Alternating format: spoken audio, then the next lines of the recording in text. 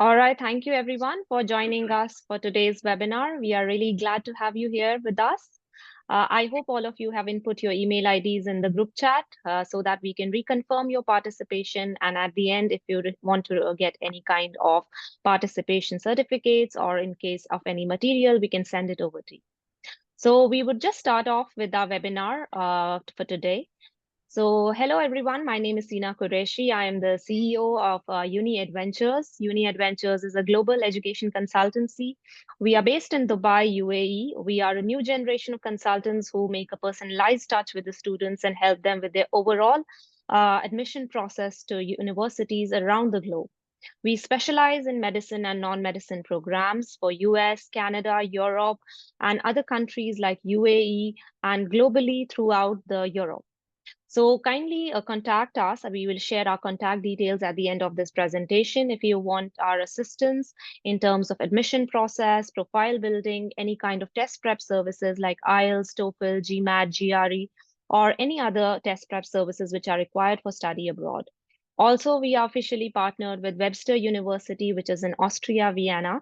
And today we have them here with us, and they are going to talk about a very niche topic, which is very important nowadays, which is digital marketing.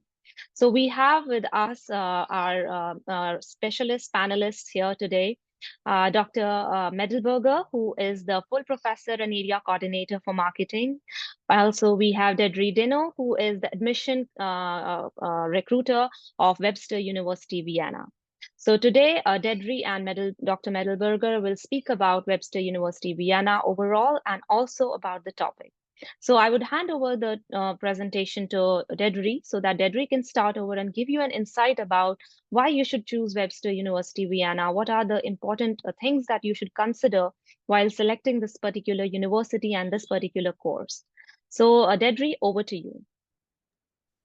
Thank you so much for inviting us to this wonderful event. It's really nice to see a lot of students here that are interested. I'm not going to go into detail with regard to Webster Vienna in general as a university, but I will just go through very important things that they might want to check out, such as our website and, of course, the programs that we offer. However, I think the focus of this presentation is really for our business and management programs, which Dr. Madlberger heads. And so I will just mention a few things about our university and maybe just the general overview of what programs we offer. But then Dr. Madlberger will then discuss whatever specific programs we offer under the business and management department. I'm just going to share this really short presentation with you with regard to where we are and official name of our university. I am actually Dedri Dino from Webster Vienna Private University. This is the official name in Austria of our university. It is called Webster University Vienna in the US because our main campus is in the United States. We are a small university, just about 450 to 500 students when it comes to, if you count the study abroad students. And at the moment, we have just a few bachelor's degree programs and master's degree programs. This is just an overview here on this slide, which I hope all of you can see. I think everyone can see this particular slide. This is basically our list of bachelor's degree programs. We're developing additional programs for 2026, but because they haven't been accredited yet, I'm not going to show them here. For now, our biggest department is business administration. Our biggest degree program is business administration under the bachelor's degree programs. And it has 4 different emphases. You'll see the emphasis in international business or marketing or entrepreneurship or human resource management. Then we also have BA programs, which are different from business. So that's international relations, strategic communication, and psychology. Apart from that, we also have master's degree programs. Again, the most popular is actually the MBA program, which Dr. Madlberger again heads the department of. And we have MA programs as well in international relations and psychology. But I don't want to spend too much time on this presentation, which is quite general. If you have any questions, if you want to visit our website, please be careful because Webster is located in 8 different countries. one of which is Austria. So if you want to check out, our website is webster.ac.at. Our admissions team can be contacted through this email address, admissions@webster.ac.at. And of course, if you want particular details, please contact Sina, because she already knows our university quite well, how the admissions application process works, what we look for in students. If you have questions about the tuition fees and scholarships, Sina would be the first point of contact as well. And so that's it from me. I would like to, as I said, it's very short because I don't want to occupy most of the time here, but if you have any questions, please direct them to Sina, and she will always be our point of contact, specifically in your region. So, and you can always ask for her help at any point. I think she and her team are open to questions and will be happy to provide consultations and advice. So without further ado, I just want to introduce again our head of the Business and Management Department, the biggest department at Webster Vienna Private University. She's also a specialist and a full professor of marketing. She, in fact, teaches several different marketing and even information analysis. She also teaches that when it comes to our business and management programs, both at the undergraduate and master or bachelor's level and the master's level. And she also is, prolific researcher. And so just for your information, she specializes actually electronic commerce, business to business and business to customer. She focuses on inter-organizational information systems, which I mentioned earlier. So she's very much a specialist in marketing research as well. And of course, collaboration, systems-based collaboration in the supply chain. For example, efficient consumer response collaboration, vendor managed inventory, a lot of these different terms that you will hear in the business world. Her research interests in the B2C or business to consumer sector would be consumer behavior, online marketing and distribution channels, and electronic word of mouth. So like I said, she has a lot on her plate, and I'm really happy that she was able to join us for this event. So that without further ado, I'd like to introduce Dr. Maria Madlberger.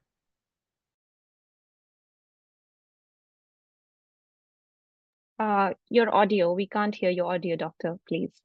Oh, sorry. No problem. That's a beginner's mistake, but thank you very much, Didi, for the introduction. Thank you all for being here. It's a great pleasure, and I don't have to add too much about myself. You made a perfect introduction. So let me directly jump into our today's subject area. And I want to first introduce you into the field of business administration, which we have already heard. There are the two programs, one on the bachelor level and the MBA program, to give this big picture. I think it's very important, especially if one is interested in business administration management, basically what is covered by that, and specifically also not having these areas of specialization, but also having the big picture.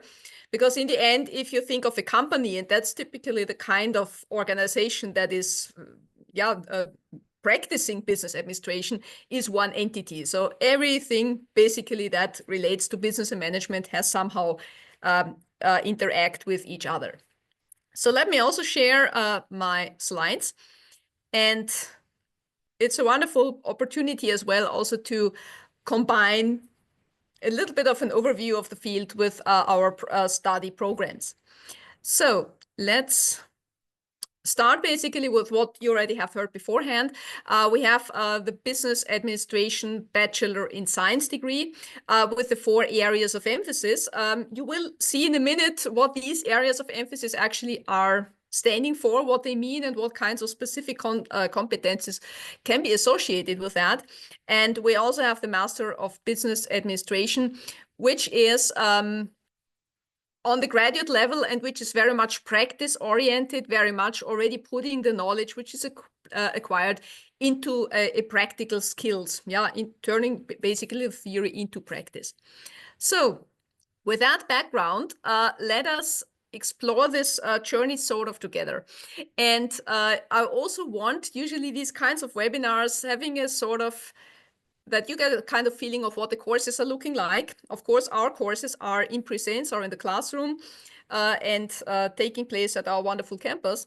But I also want to give you a little bit of a flavor of our teaching style, but also having some interactive elements, because our courses are very much centered on students, very much involving students.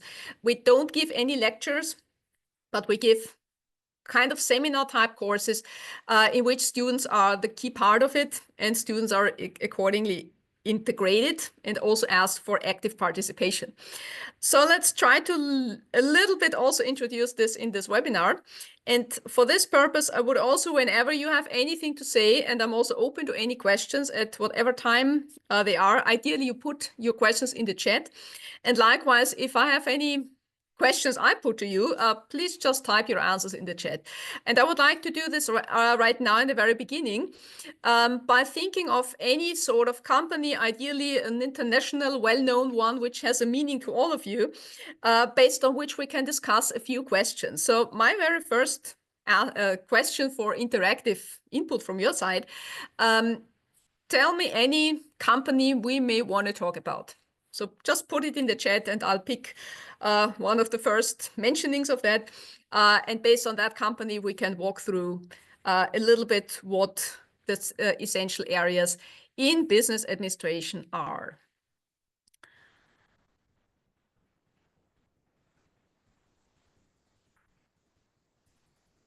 So students, you can input any company name you want Dr. Madlberger to talk about. Okay, Vedansh has typed ITC.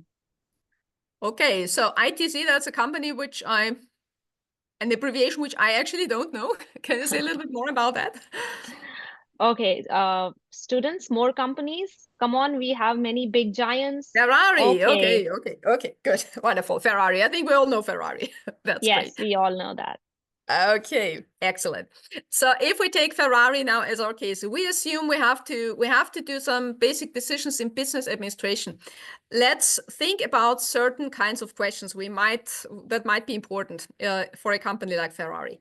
So why do you or would you purchase as a customer products, in this case particular products as it's cars, from Ferrari? What are possible reasons? Yeah. So if there are any spontaneous mentionings of that, I would be very glad to refer to that. Yeah, so that's one of the key questions companies are faced with. What are possible reasons why people may buy the products we are producing? Yeah. So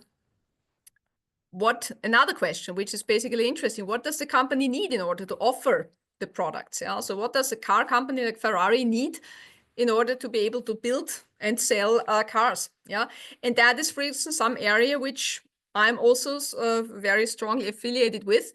That's about supply chains. So where do you get the various raw materials, parts which you need to obtain, to procure, to build a product like a car? Yeah. Another question is, what are managers typically doing? So what does the CEO, so the chief executive officer, for example, of Ferrari, have to do in their day-to-day business in order to have the company run well, in order to ensure that the company is making profit? So that's another key question. Yeah, or how does the company actually know whether it's effective what they are doing? Yeah, whether the company has a good economic background of also ensuring future prosperity and future profitability. Yeah, so this is just a very few central questions a company like Ferrari may think about. And if we now break this down into the areas of business administration, let's start with the company as such, yeah, because every activity, every course you would finally take in a business administration program is associated with what a company actually has to decide and has to do. So one of the first questions, which we said before, is companies usually sell products or services. So Ferrari is selling its luxurious cars to the customers, yeah, customers or final consumers. In a marketing course, we would elaborate more on the difference. So in order to sell those products, for instance, you need to know why people behave in their purchasing behavior as they do, and how we can also convince customers to prefer our brand over others. Yeah, why we may want to go for Ferrari and maybe not Lamborghini. Yeah. So these are central questions which actually are associated with the area of marketing, which is also my specific area where I'm teaching most of the courses in. So when we are successful in selling our products, when Ferrari sells cars to their customers, it receives payment. Yeah, and that is, of course, also triggering a very, very important flow, which finally matters for any organization. That's the monetary flow. And so the money flow is on the one hand originated, of course, from selling products and services, but the money flow is much more. It also needs quite a lot of administration, and that is typically done in departments such as finance and accounting, where the flows of money are recorded and planned and budgeted. And the companies which are receiving the money are reinvesting that. And for instance, one of these activities is the so-called operations, by taking all the necessary steps that firms can produce the products they are offering. So in our case, build the Ferrari cars and also deliver them. Yeah, and on operations, we have lots of activities like procuring parts in the supply chain, like manufacturing, like distribution of the products, making them available to customers, and so on and so forth. Yeah, so that's under operations, which is also both in the bachelor and master degree, a dedicated course on. In order to make all these activities work and being well coordinated, we need, of course, decision makers and individuals who are putting these decisions in place. So we need a management. Yeah, and with management, with governing the company, basically determining the direction where the company goes. We also have various key aspects like leadership. There are, of course, decision makers who have to tell their teams and their subordinates what to do and in what time frames goals are to be set. So that requires a lot of leadership skills. Yeah, you have questions like how to organize your business, how to make sure who is responsible for what. And these questions, which are essential questions for successfully managing a company, are also offered in a variety of courses, which we are offering in our bachelor and master degree.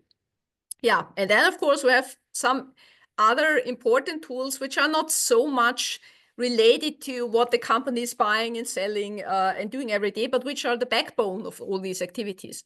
So one of them is information technology. Nowadays, without information, we have no idea what we're doing. So if Ferrari wants to know how successful it is with selling its cars and what improvements and further developments it can make, it needs information. And that is basically handled by information technology. We need to do some number crunching. Yeah, any sort of analysis, any information usually comes as quantitative data. Yeah, be it money flows, yeah, monetary sums, be it data about customers, about production processes. All of that finally comes as numbers. Yeah, and if you have numbers, you have to calculate, you have to do the math, and you have to apply statistics in order to also have a reasonable estimation of probabilities, likelihood, or also the ability of making forecasts. So we have a couple of quantitative courses in both programs, which are providing the necessary quantitative skills, specifically in the area of statistics. Yeah, then of course, we also need to comply to the law and make sure that what business we're doing is legal. So we also have some education on relevant aspects of business law. And we also have, of course, to take into consideration the environment in the sense of what are the economic conditions under which we're doing business. Yeah? How do markets develop? How do economies develop on the macro level? And that is, for example, covered by economics courses, which are also a backbone in our business administration program. So that was now really in a nutshell what business administration is about. We cover all of these subjects, both in the bachelor and master degree. In the bachelor degree, we provide the foundations, and then within the emphasis areas, you can specialize more into selected fields. Like if you specialize in marketing, you will, of course, learn more about how customers behave and the different tools and techniques on how to provide value to customers. If you go for international business, you will specifically learn about key questions and key issues that come when you're doing business globally, like basically all car brands are more or less doing. If you go for entrepreneurship, you learn specifically what is needed if you are venturing a business, if you start up a business, if you want to expand to different places and more or less have this sort of getting started with a new business model. And when it comes to human resource management, you are specifically in this area of management leadership and how to actually also take the best out of your human resources and your personnel in the company. So that's reflected in our program. And you find here also some highlights of our courses at Webster University as such. So we, as an American university, we have an American teaching style. Yeah, so we're really having students in the center of our classes and heavily involving students in the form of many activities. Yeah, be it projects, case studies, simulations, presentations, debates, contests, whatever. Yeah, there might also be exams, of course, but there are enormously many activities in class and also some work projects outside class. Yeah, we have a big mixture of innovative tools, and we also have two very exciting categories of faculty. On the one hand, we have research faculty who are really international, very renowned, prolific researchers who are really at the forefront of obtaining new knowledge. And I can also share the picture with our colleagues in the business and management department. And we also have a large pool of around 40 people who are so-called adjunct faculty. And these are also instructors with a practical background. Yeah, so they are usually affiliated with companies, with international organizations, consultants. So here we have a small selection of different affiliations, backgrounds of our adjunct faculty. So they share very much also their practical backgrounds and knowledge in the classes. So that's in a nutshell on business administration. And I would like, if there are no urgent questions, I would like then to get into our actual subject area for today, which is, marketing practice as we know it from nowadays. And so the title of this little webinar is From Marketing from Traditional to Digital. Yeah, and that is, Deirdre said it before, my areas of expertise are on the one hand, marketing and supply chain management, and on the other hand, information systems. And that's, for example, one of those areas in which this interdisciplinary approach is indeed taking place. Yeah, so that on the one hand, we have the marketing process, which I briefly will explain to you.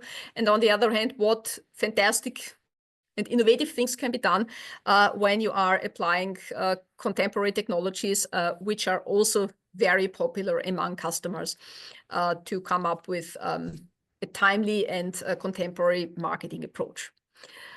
Good. Having that said, I would want to collect again your feedback or inputs on the question, what actually you do understand by marketing. So you might have heard the term in some relation or the other, and you might have some idea what marketing might be about. So I would be curious to collect a few thoughts on that from your side, what you actually understand by marketing. So you may again want to put your keywords in the chat, and I'm very much looking forward to seeing what inputs you want to share with us.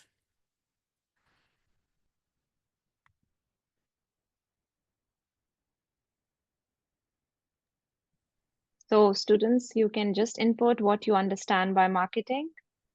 Okay, 7 Ps, Marwan has answered. Okay, very good. Any more answers?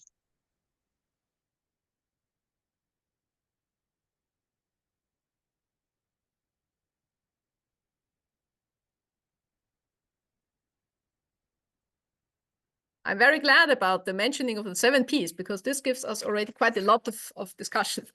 So maybe let's start on the basis of that. So yeah, you will indeed see whenever you do any marketing courses, you might be confronted with various numbers of Ps. The classical approach comes with 4 Ps. And then there are some more contemporary and different approaches which add another few Ps. So we will see basically this is very much centered around key activities which happen in marketing. So I will also share with you in a few minutes what the 4 or 7 Ps, if we put it more holistically, are about.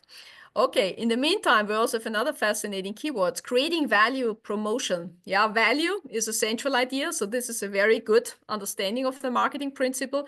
Solution to customers, very good. That also relates very tightly to value. Provisions, segmentation, distribution. Wonderful. That's hardcore marketing terminology. That's excellent. From selling the goods to after it is sold, a very good viewpoint. So not only looking at selling is our ultimate target, we also want to go beyond. And finally, also create probably loyal customers. Market research, fantastic. I'm starting to get worried if I can share something new to you. That's very, very essential points. So yeah, I think you have a very, very good understanding of marketing. What I sometimes hear from my students when I ask this question is something like, oh, well, we have these social media ads and we have promotion advertising. And then I usually try to tell them, well, you know, this is a little bit more than that. So I think you have a fantastic view on that. So if, again, we put it in a very short conceptualization, marketing is a process. So that's something that is done every day in the management area. And in marketing, we engage customers by actually interacting with them, by also encouraging them to give their feedback, also by maybe sharing their experiences in the form of word of mouth with other customers. We want to build strong customer relationships. So that's exactly what one of you has proposed on not only looking how much we can sell, but also what happens afterwards. So long-term loyal relationships with customers, and we have many tools. And with digital media, we have even more tools to build strong customer relationships nowadays. Create customer value. So that's an essential point. If we look, for example, at just these 3 brands here we see, I'm pretty sure there's only one which is written as a name. The others are just symbols, and I'm pretty sure you know what these brands are without reading their names, because they stand for so much distinguishing value for customers. And that is nowadays so important because in a competitive environment where you have for each and every product, you have many competitors, you have many different products and competing brands, customers have the choice. They can choose whether they want to go for one brand or the other. And of course, you might always look what is cheaper, what has the lower price. You might go for that one. But we have so many brands which are not the cheapest ones. The biggest successful players are actually not the cheapest one. If you suggested Ferrari before, well, that's one of the most expensive brands. So why would one want to pay so much money for a product where you can get a much cheaper version? So there is, of course, enormously much value behind a certain brand, which gives customers more than just a product which might be similar to another one, even if there are quality differences. And so creating customer value is a core idea in marketing. And also creating customer value is the prerequisite of also getting value back from the customers in return. And the value we get back as a company is money. Simply, if we sell our products to customers, we make money. And if we have loyal customers who are repeatedly purchasing from our product and constantly preferring our brand, we make even more money with them. And that's basically the ultimate goal in any organization. Even if you are a non-profit organization, you still want to make money. That's the basis of each company's and each organization's survival. So there are various important steps in order to get there. And if you see in this picture, the final target, what we want to get is on the right-hand side, that we want to make money with what we are selling to our customers by getting the value back from them in the form of money.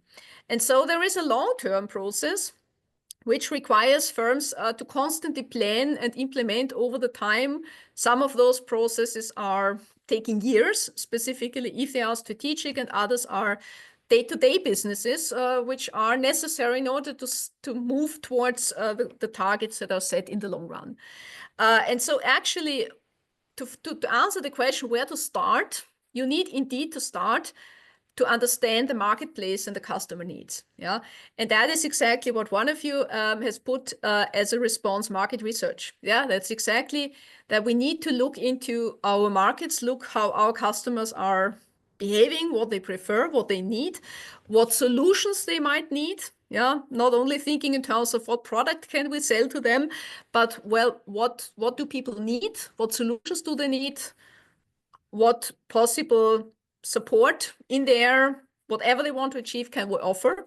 And we can only find that out if we do research. If we collect data, if we can analyze the data, which, of course, as we also have heard before, means we need to be able to analyze data and do statistics, yeah, in order to come up with reasonable numbers. So that's the very first step. And once we have understood what our customers and also our market looks like, then we can sit down and plan a long-term strategy. Yeah, a strategy where we set targets for the next couple of years. Yeah, I will give you a very quick overview of what the key tools in this strategy are, but you have already also delivered some inputs for that. So segmentation is one of the key steps here. And once we have developed the strategy, we will develop our marketing program. And that's the 7 Ps, the 4 Ps, however you want to call it. But these are the different areas of decision-making and of implementation to finally make this planned value we want to offer to our customers also reality. Yeah, and some of you have put in the chat distribution or promotion. That's exactly these tools. Yeah, plus a few other ones. And in the long run, we also want to build relationships with customers. So if we have implemented a well-constructed marketing plan, we can also think of ways of how we can engage and involve customers and also create a long-term relationship with them. So that's, again, in a nutshell of what has to be done in a marketing plan. So you might play this, this thought experiment also for yourself by thinking of a brand which you really like, which you really feel very comfortable with, and ask yourself, okay, why is that brand valuable? Yeah, and again, I would like to collect maybe 2 or 3 little thoughts on that. You don't have to specify a certain brand now, but what I would like you to share is, okay, if you think of a brand, why is that such a great brand for you? What makes it great? Maybe not necessarily the low price, but maybe some other things that you as a customer, as an individual feel that makes a brand valuable. So if I have a minute time, I'm happy to see your thoughts on this question.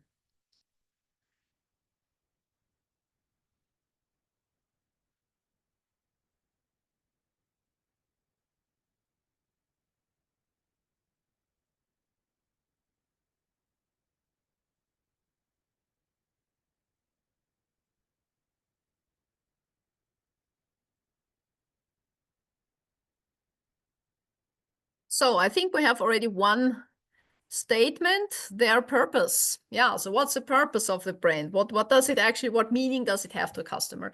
And that is, for instance, already something that can matter quite a lot. A brand nowadays can stand for a certain kind of preferences, a certain lifestyle. Yeah, one of you put it as well. Lifestyle, yes. Identification. Yeah, it can solve certain problems. It can give a certain social standing or status. It can be that reliable that you can 100% trust this brand provides exactly the quality you were expecting. Brands are often also very well known. So you give the example of IKEA. Yeah, there are hardly any people who don't know the brand IKEA, for example. And IKEA, for instance, is also another example which gives great solutions to customers. Yeah, make life in a certain kind better. Also help people actualizing themselves if they have the possibility to build their own furniture together. So there are many things that are going way beyond the actual product. Yeah, the actual car or the actual furniture or drink or whatever. Yeah. Madlberger, And I have a so, question actually. yes, please. Yeah, with these big brands, how long is approximately the amount of time they need to actually build the brand so that it becomes so familiar to people from all over the world? What's the approximate time that you've seen that they've had? Well, yeah, that's usually, I mean, if you really think of those big global brands, that's, I mean, they have a history of decades. Yeah. So it's at least a matter of many years. And again, depending on the scope of your geographic area, that the number of years kind of also grows with that. Yeah. So if you want to be established as a nationally recognized brand, again, you would need to expect maybe something like 5 years as a minimum or so. Of course, it depends also a little bit on the industry, on on the level of innovation. Yes, But yeah, I was gonna it's a say whether matter or of, not it's new. yes, Yeah. yes, absolutely. And the big brands, I mean, if we think of brands like IKEA or Apple or so, I mean, they have all been founded decades ago.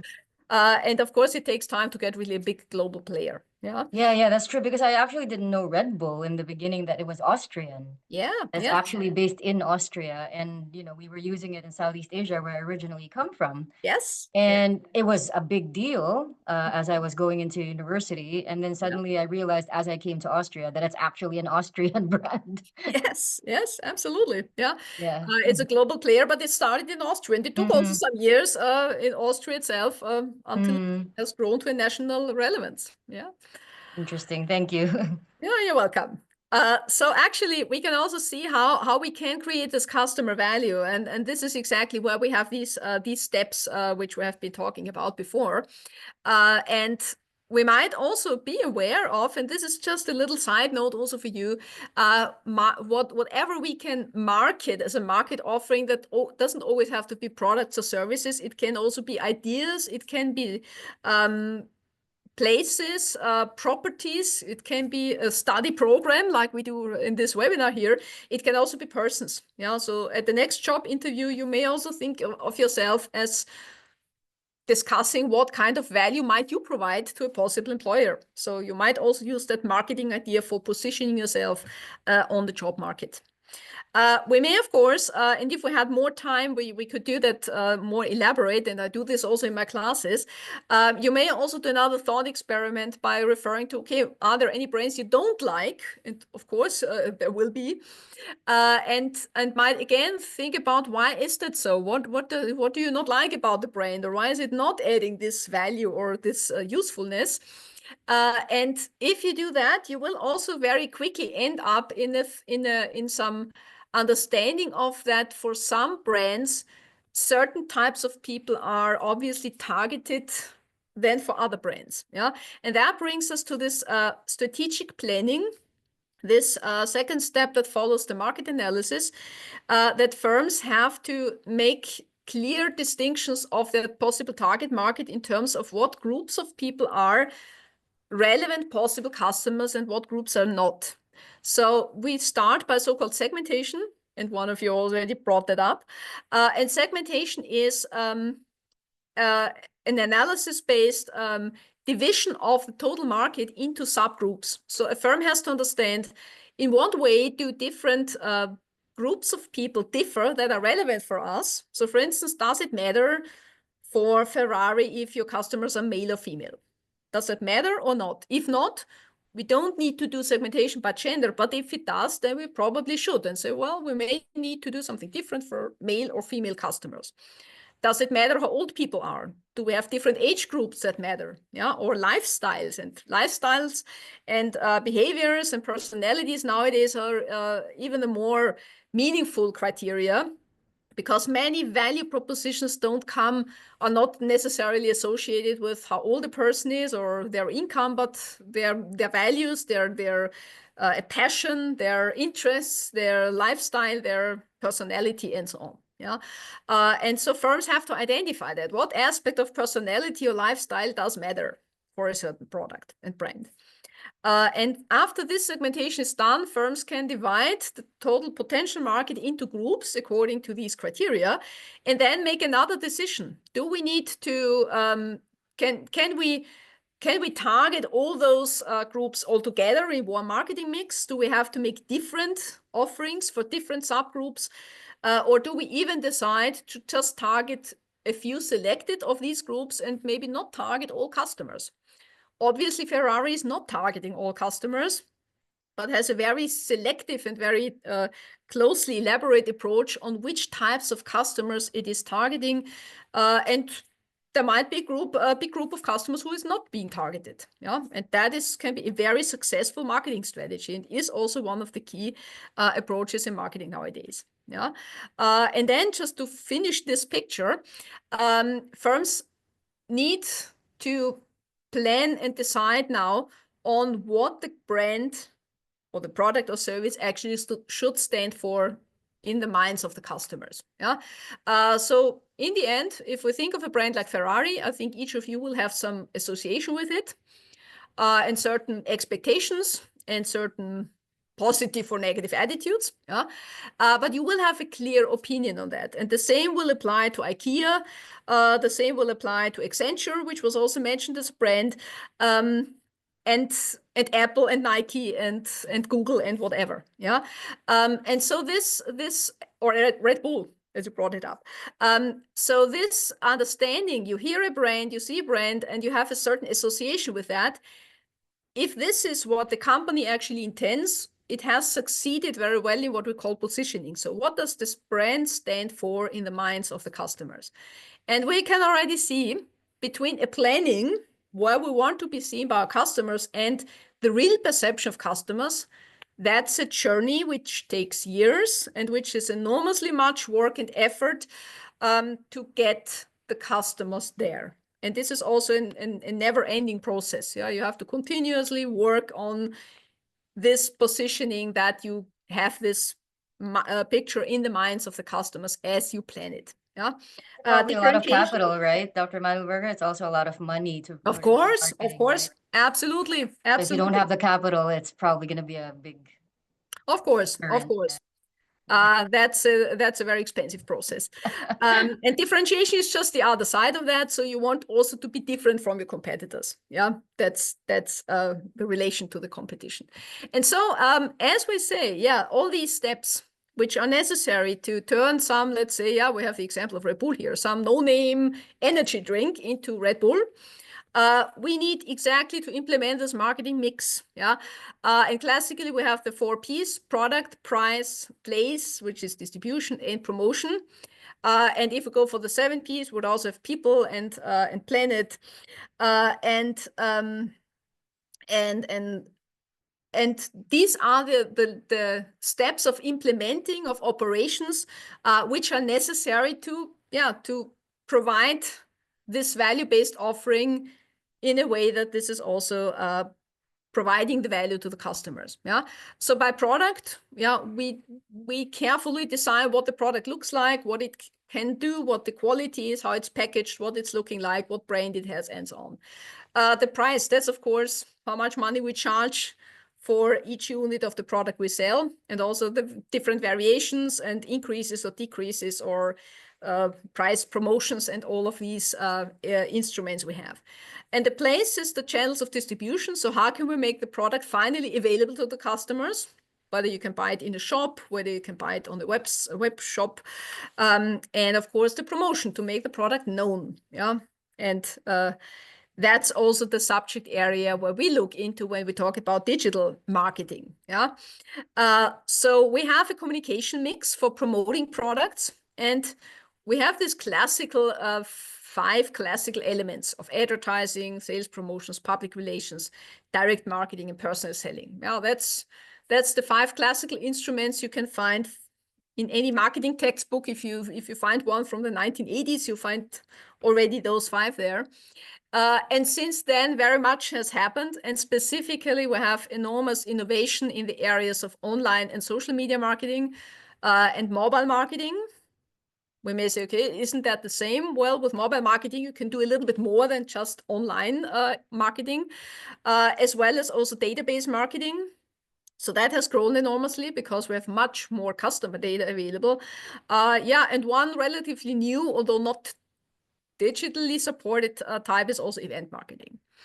And so actually, that's also the point where I want to share a few really highlights. So that's now what I'm going to share with you is the key highlights stuff from the sections of digital marketing, which we usually span across multiple units of classes and also offer in different courses when we talk specifically about digital media types. And you may think of social media, you may think of websites, of social media or of mobile phone apps, or maybe even emails. So there is indeed a large amount of possible ways of nowadays customers can be involved in promotion on the internet, online. Yeah, and to bring some sort of order in these many different ways, of how firms nowadays can promote their products in customers, we can separate them into three major categories. You can have types of communication which are just owned by the company which is doing the promotion. Yeah. So if a company has a website, the company owns the website and can exactly determine what is said on that particular website. And firms can, for instance, use email newsletters, or they can also do what we call search engine optimization. So they can create their website in a way that in a Google search, for instance, the company's site is appearing on top of the search entries. You can, of course, also do classical advertising, which is called paid media. So you might place banner ads on websites. Yeah, I'm sure you also see this every day. You can have things like sponsored posts on Instagram or TikTok, and you can have those blinking animated ads on websites. And you can also, if you do a Google search, often see this paid search entries, usually also on top of the search results. So that means that the company which is doing the communication pays others, for instance, yeah, Instagram, so Meta, or TikTok or YouTube, for placing their ads there. And then this is also one of the fascinating things in digital marketing is so-called earned media. So when you are on social media, you usually see lots of posts and content, and sometimes you like some stuff and you are liking it, you are sharing it, maybe you post something yourself. And if this is somehow related to products or brands, then this is what we call earned media for the company, because then it actually means that customers are talking about your product and brand. Yeah. And they are doing that for free. You're not paying people for liking your post. Yeah. If they like your post, they will do it. They will like it. Yeah. And so this is nowadays one of the most effective tools in digital marketing that a company makes by providing fascinating content to its customers, provides what we call word of mouth, so that people are talking about your brand. Yeah. Of course, they might also criticize your brand or be angry about it.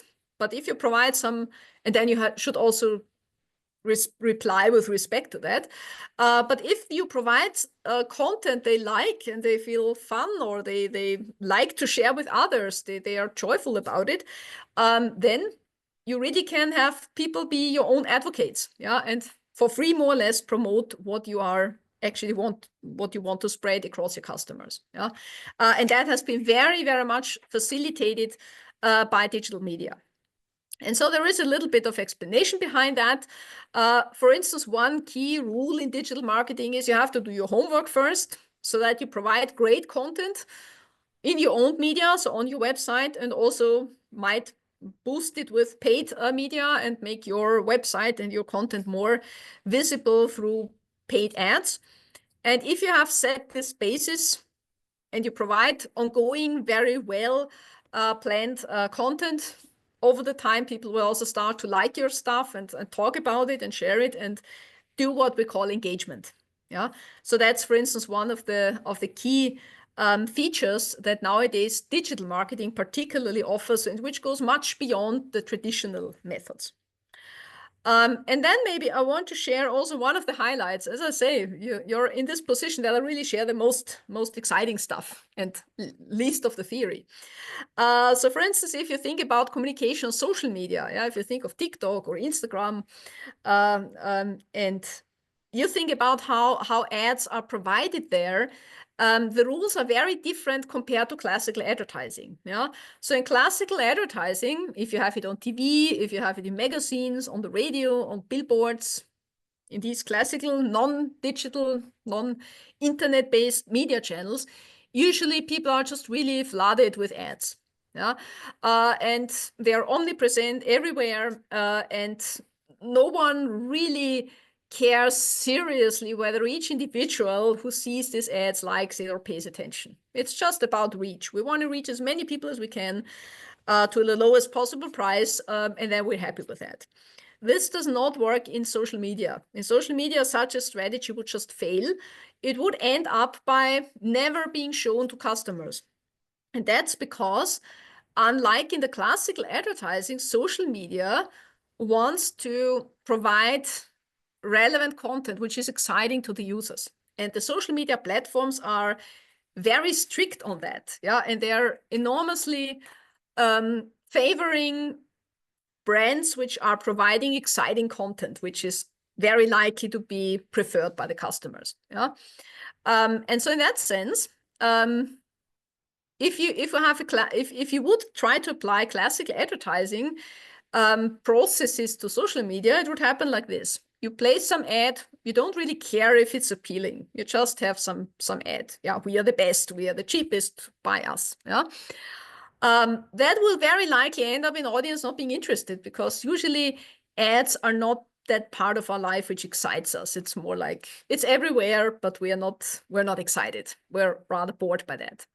What would that mean on social media? Well, you would not start to like this or share it or have any other form of engagement. Yeah.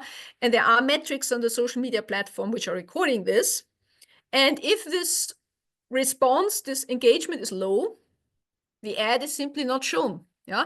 Because there are so many other brands who might also want to have their ads, and which might be more interesting. And then the platform, and this is all done, of course, based on algorithms, yeah, on more or less sort of AI tools nowadays, these ads would not be shown because they're not exciting enough.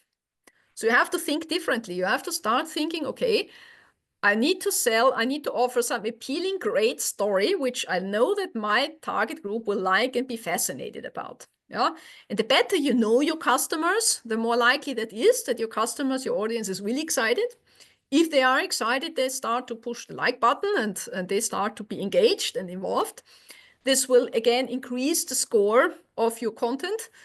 And this finally makes the algorithm of the social media platform present your ad really prominently, yeah, and deliver it to those customers who actually have this high interest. Yeah, and then they make it even more prominently. The customers themselves pay more attention because they see this is relevant. This is some stuff they like. And this way, you are also much, much more effective in ultimately turning this into purchases, subscriptions, actually ending up in a good conversion rate. So that's, for instance, a complete different way of thinking in digital marketing compared to classical marketing. Do you think, Dr. Madlberger, that the exercise in creativity is just becoming more difficult as, posts become a lot more extreme sometimes, or? Sure. It's yeah. definitely, there is definitely more clutter, more traffic, more being provided. So the social media platforms, of course, are there in a very strong position, so they can be even more selective. Yeah, it's also easy for them to adjust because they have their algorithms which are doing all these evaluation, and so in that sense, yeah, it is getting more and more relevant to come up with some content which is really customers are being identifying with. And of course, yeah, as you also see, there may of course be different what we call filter bubbles. So there may be more and more groups of people who live in their sort of own little worlds, which might be less connected to others. Yeah. So that's of course one of the key challenges we can see in digital marketing. That's definitely the case. Yeah. Do you get to discuss algorithms as well in your classes, Dr. Madlberger, especially because, marketing research and social media being inevitably part of the marketing process? Yes, we will touch upon them, and we also are going to provide more and more on these subjects. So yes, we will have these issues covered in various courses from this conceptual basis, as well as the statistics or quantitative part in the various that's right. statistics related courses. Yes, there we have the application and also the practicing on how such, because it's all based on statistical prediction basically. And that's what we have in our quantitative courses. That's why statistics is inevitably part of the program. So people who don't like statistics, sorry, you still have to take it. Yeah. And that's applying both in the bachelor and the master degree. Yes. Thank you. Good. I propose also, for the sake of time, because we have then just some examples, but I think you're anyway very much used to that, to conclude on this side here now. And if there are any questions, I think we still have a few minutes time to discuss them. So I thank you for paying attention in the talk. And if there are any questions, I'll be happy to discuss them with you. Thank you, Dr. Madlberger, for a wonderful presentation. It was really insightful, and I personally got a lot of tips regarding how marketing works in current age. and digital Oh, marketing specifically.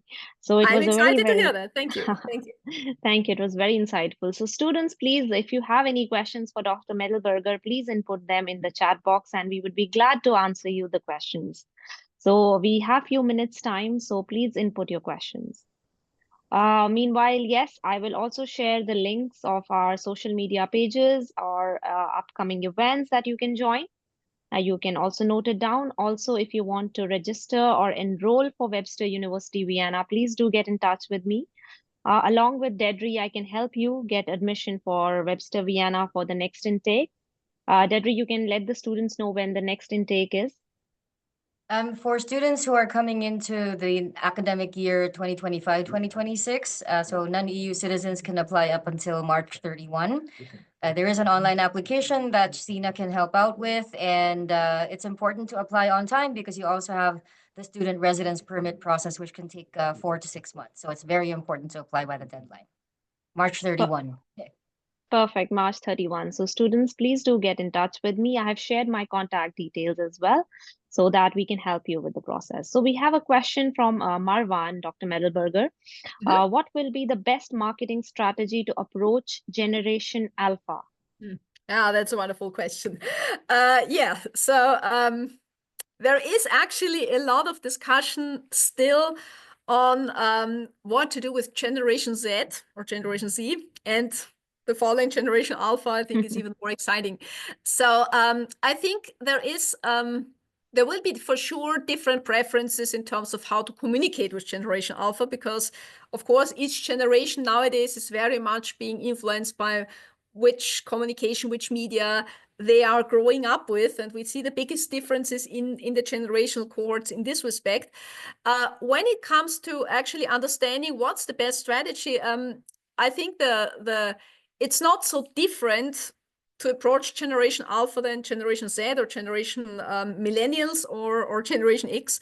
It starts again, and maybe even more important, the younger the people are, to understand them, yeah, to conduct research, to listen to them, to look at what they are concerned about their lifestyles, about their aspirations, and follow from these, and that might of course vary a lot across different product categories. Yeah, so for instance, if we think about cars, yeah, and I just can share an example from Austria.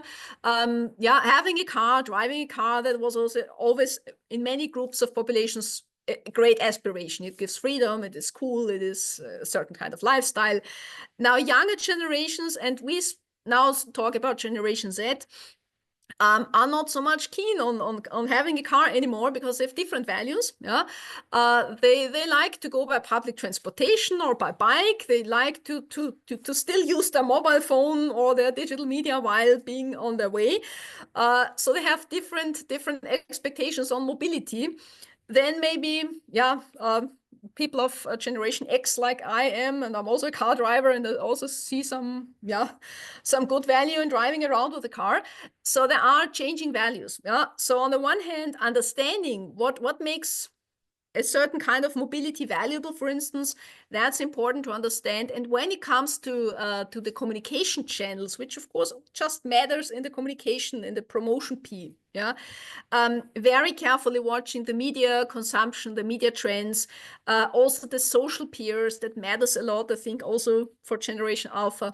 So in that sense, very well observing what their consumer behavior is, acknowledging that they are certainly different again from previous generations, and then deciding based on the data you obtain about this customer group. Yeah. So that would be my answer in short. So I see another question. What qualities do you think are essential for a brand to stand out in the competitive market? Yeah, that's also one of those key questions which brand managers are concerned with. So first of all, you have to decide what value proposition you want to bring up with your brand. There are roughly 3 key strategies on how you can create value, superior value. One is you might indeed want to be the cheapest one, then you do the price aggressive discount strategy. The other one is the differentiation strategy. So here you identify clear dimensions in which your brand should be superior over others. And you try to offer this to a larger customer base. And the third strategy is a niche strategy, yeah, that you are looking specifically at segments of customers which are underserved by competitors, and there are some empty spots, yeah, and that's very often premium, high-end products or specific wonderful functionalities of products that are more or less not addressed by competitors. So you have to identify, first of all, these three possible alternatives. When, for example, you go for differentiation strategy, then you have to identify very clearly what capabilities do you as a company have to provide superior features. So if you want to have a superior quality level of your product, for instance, are you as a company able to produce that? Do you have the engineering capabilities of doing this, for instance? Can you communicate that? Yeah? Do you have the right communication channels to the customers? So that's, for instance, on the one side. On the other side, can you provide some extra value which is not necessarily connected to your product? Yeah? Like Red Bull, for instance. Yeah? Red Bull is an energy drink, but it also sells a lifestyle, an idea. Yeah? It gives you this fantastic world of extreme sports. Yeah? Dr. Madlberger, sorry, you just got muted. Sorry. You can unmute yourself, please. Okay, good. Yeah, sorry. Sorry. Did you miss a lot now from what I said? Not really. Not really. Okay. So that's basically, so you might look at key dimensions on, and then of course you need to also communicate that well. Yes, what are some common mistakes that most marketers or companies overlook when it comes to marketing? I think one might be lack of research and insight into the customer behavior, so that you don't really fully understand what value you can provide to your customers. That's, I think, one important one. There might be an underestimation of where you're dependent on others. So for instance, you are dependent on distribution channels, yeah, to make your products available, and they might behave differently than you may expect them to behave. Yeah, you might think it's easier to get your product sold by retailers, and then it might turn out that this is more difficult and you have to pay more money for that. You might have, of course, in international marketing, all these challenges that come with cross-cultural business, yeah, that you underestimate the cultural differences, the legal requirements, any misunderstandings that can come with that. And you might also, and that's in the time of increasing innovativeness and also technologies, you might enter your market at the wrong time. Yeah, you might be too early or too late with innovations. Yeah. So for instance, the first digital cameras were produced in the 1980s, where it was way too early. No one wanted to have a digital camera. Nowadays, if you come with a digital camera, you're too late because everyone has their camera in their mobile phones. So missing the right time. Yeah, and that's also I think one of the points that gain importance. Yeah, so that's I would say is the biggest mistakes that can happen overall. There are many others as well, but that are the biggest ones. All right. All right. If anyone has any more questions, thank you, Shravan. I think all the three questions are answered. We have one There more is one more question. coming. Yes. Yes. Any skills that you place emphasis on to be a good marketer? Yeah. What is gaining more and more importance is indeed the analysis skills of being capable of understanding quantitative information, data analysis. I think that's a very powerful tool. That is very important. Another important skill, I think, is also a good understanding of that there might be different preferences than you might have. That is especially important if your customers are a different generation than you are. You might think, how can one have some fun on something like TikTok? Well, if this is your generation, the generation of your target group, then you just have to understand that. And I do agree, because I couldn't believe that you were asking me to do things on TikTok. I'm Gen Z and I hated it in the beginning, and now I understand why. So yeah. yes, absolutely. So this understanding of just different preferences. Yeah, you should also have a good understanding, of course, of financial stuff. Yeah, we have left that out. Did you brought it up? Of course, all these marketing activities are expensive. So you also need to have a good understanding of the financial meaning behind, and also on just wisely allocating financial resources. And what is also important is that you can understand well what's beyond marketing. So for instance, if you want to make a wonderful, great promotion, and you have, you just make great advertisements on the price promotion of a product, and you have no understanding that in the end, your production department should then produce more of your products because you push demand, you also might not be as successful. Yeah.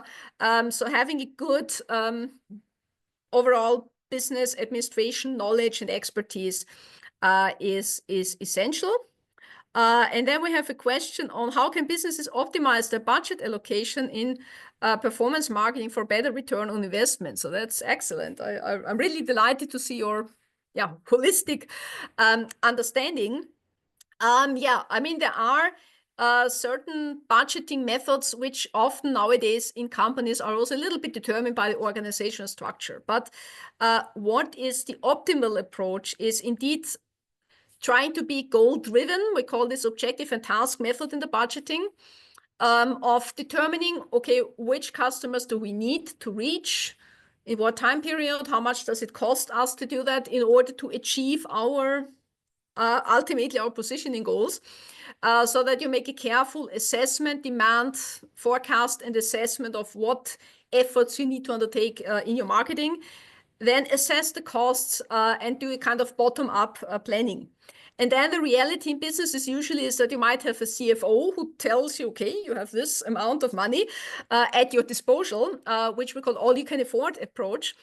And if you can match these two, you have a kind of, you try to get the best out of both. Yeah, you don't overspend, but you still carefully allocate your resources. Yeah, and you don't just do this because many companies still work on a simple basis, like percentage of sales, and you are more successful if you do this in a more differentiated way. Yeah. So startups, how can startups market, I guess, their products, as it is not common in the market, run on to the customers? Yeah, that's a great point also for entrepreneurs.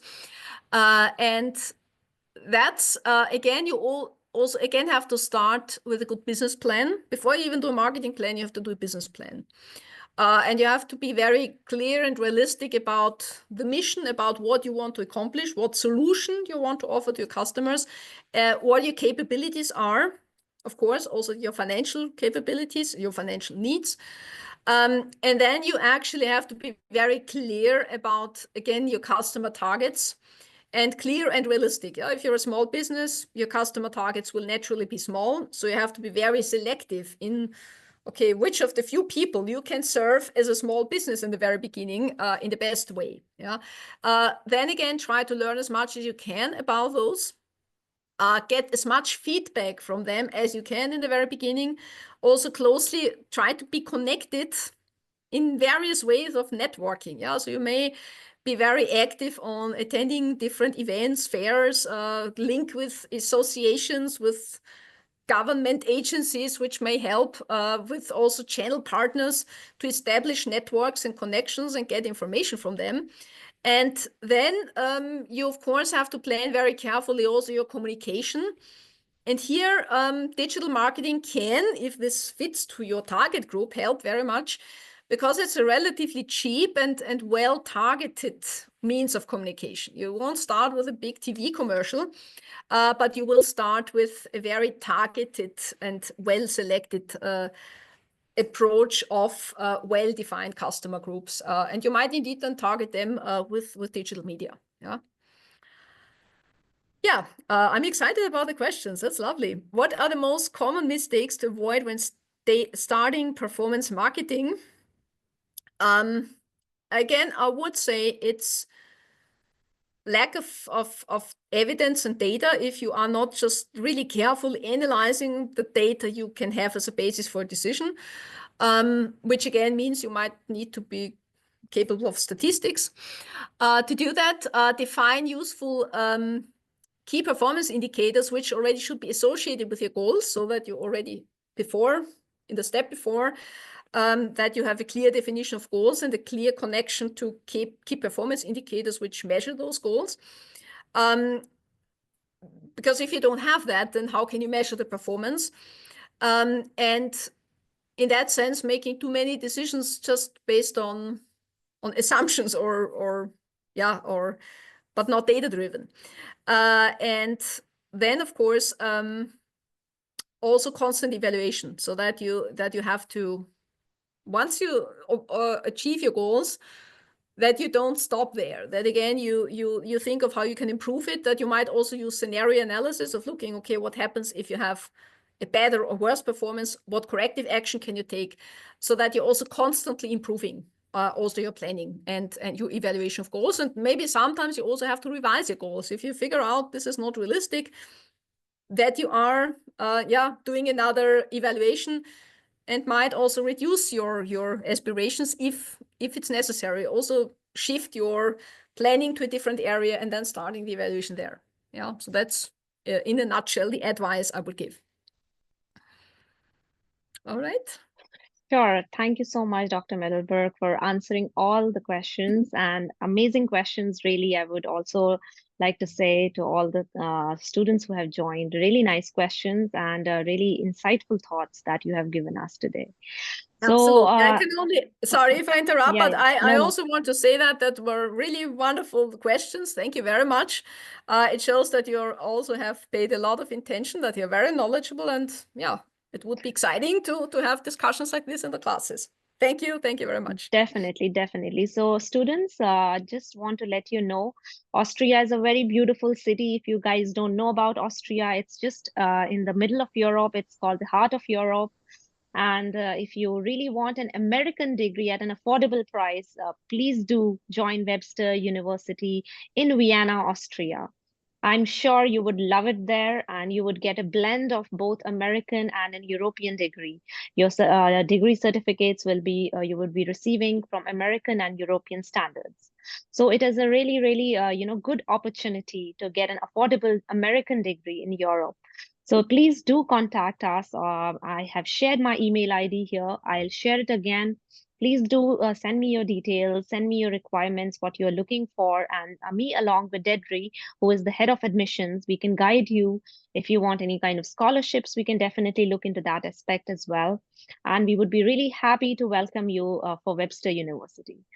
Also, if you have missed, some of the students have joined lately in the webinar. If you have missed the early presentation which we started off, there is a recorded video on our website. I've shared the link of the website. You can get on the website. So probably tomorrow you can see the recorded version of this webinar on our website. So in case you have missed it, please do check the recording.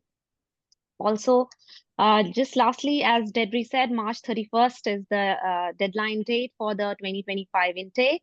So before that, please submit your applications. So that's all from our end. And if you want to have the participation certificates, please again email me. My email address is right here, sina@UniEd.Ventures.com. At UniEd.Ventures, we help you with all the profile building, applications, documentations, and all your necessary requirements that are needed for your university abroad. So please do get in touch with us, and we would be more than happy to help you. Thank you so much. Dr. Madlberger, thank you so much for your time once again. And it was a really insightful session. We really appreciate it. And we appreciate your time. Dedri, thank you as always for your support. And thank you, Sina, for organizing this. Most welcome. We really appreciate your support throughout, and we would be looking forward for more such insightful webinars with the students on more different topics and more different, things which Webster University has to offer to students. And yes, some students are still joining in. I think there I has just been noticed. yes. I think that some students got confused with the time because we have some We students from always have that too, yeah. Yes, we have some from Qatar, some from Kuwait, some from Saudi. So we have students across, not just from UAE, but from other regions as well. So just to let everyone know, we can help you online as well for admission process or any other processes you want. And again, once again, there will be a recorded version of this particular webinar on our website. Please do visit our website and see the recorded version of this insightful webinar, which Dr. Madlberger has just presented today. So Dedri, anything else you want to end this webinar on, you can please go ahead and then we can just sign off.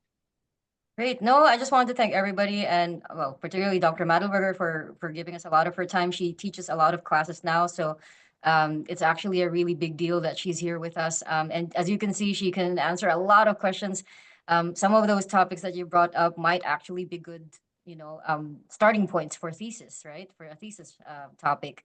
So those Very are good. things that we look forward to. We do have, as Sina mentioned, we are an American university that's also accredited in Austria. So we award both the American and Austrian European diploma. So that's a big plus and a big value proposition that we bring to the table.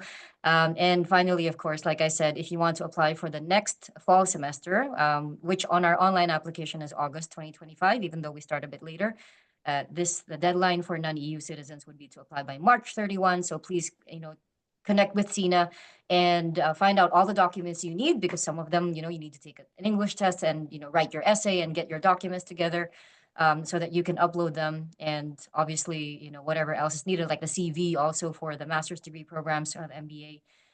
This is a project, so you can't start late. And it's important to actually be very organized with your paperwork. So that's just the only thing I have to say. Thank you so much for attending, and we hope to see some of you. If you're not familiar with Vienna, again, you can just contact Sina and Sina will contact us and we'll send more information about this beautiful city, which has been my home for 21 years. Dr. Madlberger is from Austria, so I know it's not as well known in the Middle East, but you should find out more about it, because I would say it's probably better than most German cities. I would say. Definitely. Absolutely. It is wonderful. And especially, it's a very beautiful place. I wish I could see the Christmas decorations and the Markets, the Christmas light Christmas market. markets of Yeah. Austria. And it's a very peaceful, calm city. I agree with the Dedri. So students, those of you who are not aware of Austria, please do research. Austria is amongst the top education destinations in Europe. Yes, nowadays, this is also marketing that students are focused only towards one specific destination in the Europe because they don't know much about other destinations. So it's always good to explore other destinations, see yourself, research yourself, and then take a wise decision for yourself. Thank you so much again. Also from Thank my you, side, everyone. thank you for attending. Thank you for your wonderful questions. And yeah, I would also be delighted to see you someday on the Webster Vienna campus. All the very best. Absolutely. Thank you so much, Dr. Melber. Thank you, students, for joining today. It was lovely having you all here. Please do get in touch for any further questions. I have already shared my details. You can just copy paste the details, or you can take a screenshot of the details and you can get in touch with me through my email ID and my phone number that I have input in the chat box. Thank you, Dedri. Thank you, Dr. Madlberger. Have a lovely day. Signing off for today. Take care. Thank Bye-bye. you. All the best. Thank you. Bye-bye. Thank you. Bye-bye. Bye-bye. Bye-bye. Take care, students. Bye.